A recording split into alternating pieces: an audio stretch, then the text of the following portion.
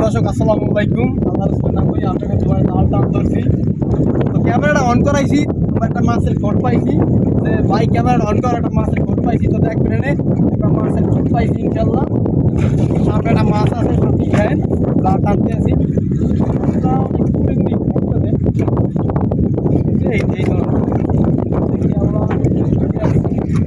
ঘোড়াইতেছে, এখনো ঘোড়াইতেছে দর্শক। এদিকে ক্যামেরা দিয়ে দিকে এখন ঘোড়াইতেছে। তো দেখি আল্লাহ কি রাখে, বড় হইতে পারে। আল্লাহর সুন্নাহ দেখি